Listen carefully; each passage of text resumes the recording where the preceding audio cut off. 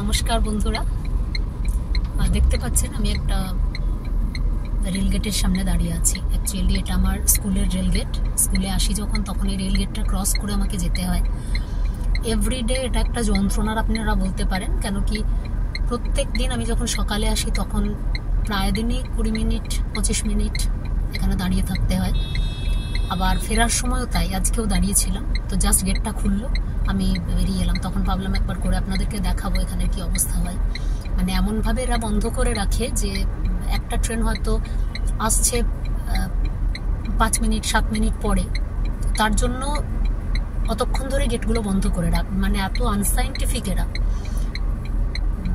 যে একটা ট্রেন বেরিয়ে গেল সঙ্গে সঙ্গে ছেড়ে দেবে, সেটা করে না। তো তাতে ভীষণ প্রবলেম হয় আমাদের, যারা আমরা প্রত্যেক দিন যাওয়া আসা করি, যারা আমরা নিত্যযাত্রী, তাদের ভীষণ অসুবিধা হয়। তো এটা একটা ভীষণ যন্ত্রণার। জাস্ট আমি ক্রস করে এলাম, এখন বাড়ি যাচ্ছি, বাড়ির উদ্দেশ্যে।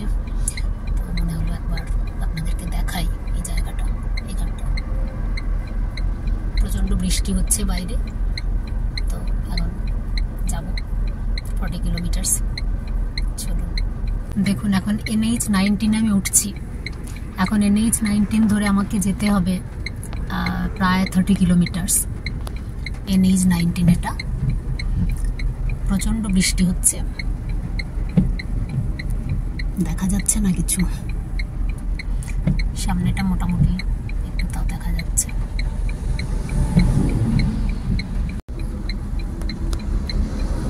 এসে গেছি NH-19। তো এখন অ্যাপ্রক্স 30 কিলোমিটার্স এখনো আমাকে যেতে হবে। তো চলুন আপনাদেরকে সাথে নিয়ে চললাম।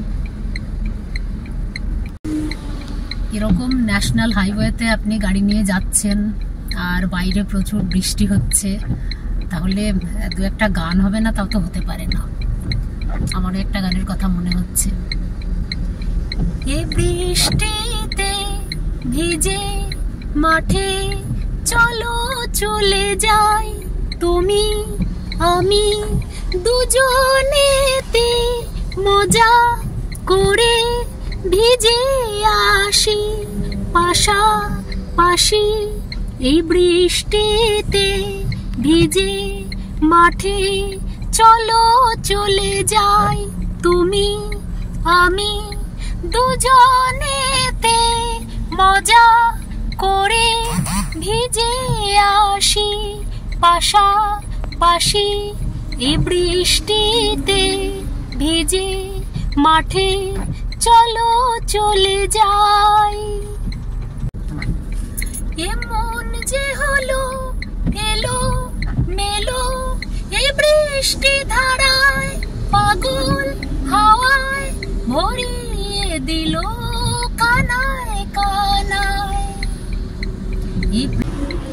চলুন, শুধু গান করলেই হবে না, বাড়ি ফিরতে হবে।